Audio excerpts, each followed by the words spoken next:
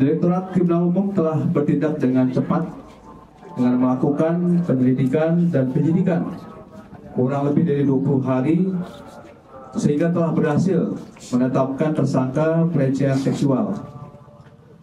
Jadi ini silakan ini merupakan salah satu counter bahwa isu negatif yang beredar bahwa tidak pidana ini tersangkanya tidak ditahan itu tidak terbukti dan tidak benar.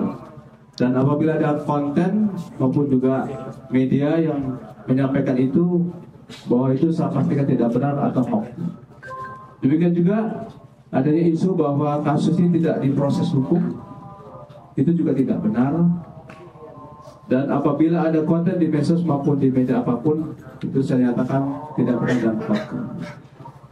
Kami sampaikan bahwa perjalanan dari pengungkapan kasus ini adalah dasarnya dari laporan polisi nomor LPB 124 3 Romawi 2025 SPKT Polda Jabar pada tanggal 18 Maret 2025.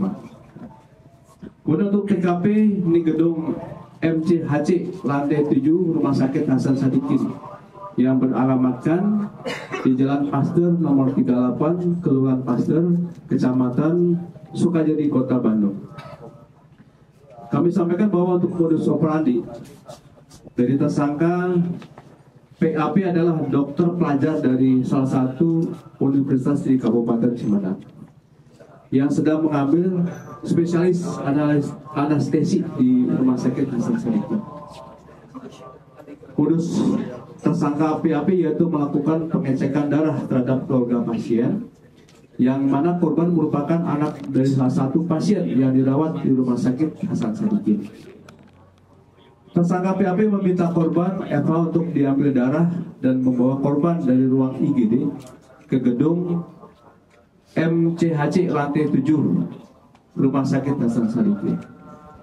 Adalah TKP yang terjadi dan akibat dari dugaan tidak pidana kekerasan seksual, korban FH merasakan sakit di bagian tertentu.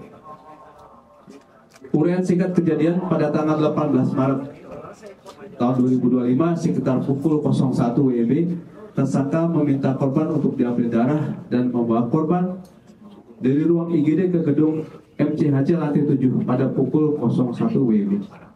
Jadi jam 1 dini hari ini. Dan meminta korban untuk tidak ditemani oleh adiknya. Dan setelah sampai di ruang nomor 711, tersangka meminta korban untuk mengganti pakaian dengan baju operasi warna hijau dan meminta korban untuk melepas baju dan celananya. Tersangka memasukkan jarum ke bagian tangan kiri dan tangan korban kurang lebih 15 kali.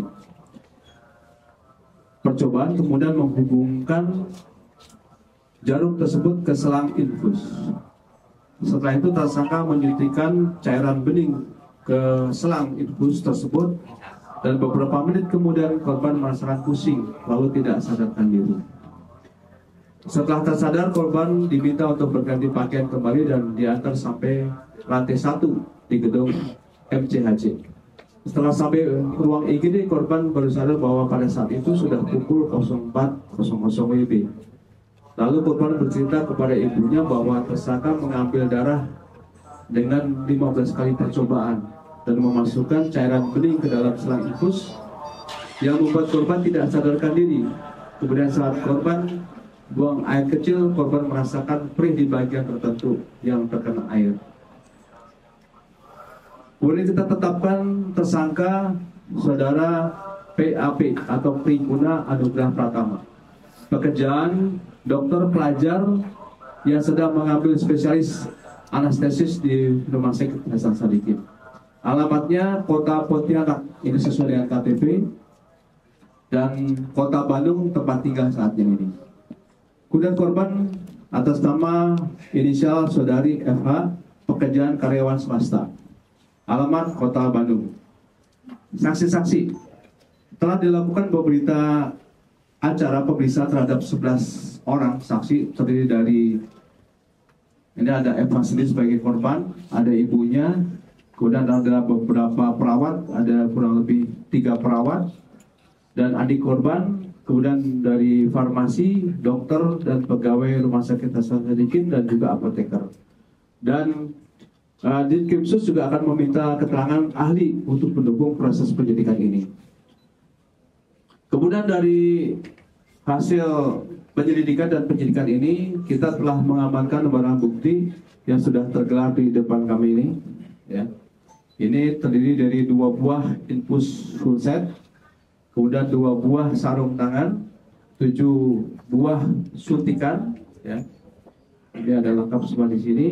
Kemudian 12 buah jarum suntik, 1 buah kondom, 2 buah obat merek Propofol, ya, 2 buah obat merek Mitadif, Midazolam HCI, kemudian 2 buah obat merek Fentanyl Citrasid, kemudian 1 buah obat merek Rocuronium Bromide, ya, dan sebagainya, ya. Dan ini ada terakhir yang ada di data kami adalah 1 buah baju lengan panjang warna hitam dan 1 buah celana panjang warna putih dengan corak warna hitam. Kemudian untuk undang-undang dan pasal yang kita tetapkan, Direktur Umum Polda Jabar telah menetapkan untuk pasalnya adalah pasal 6C Undang-Undang Nomor 12 Tahun 2022, yaitu tentang tindak pidana kekerasan seksual. Adapun ancaman hukumannya dipidana dengan pidana penjara paling lama adalah 12 tahun.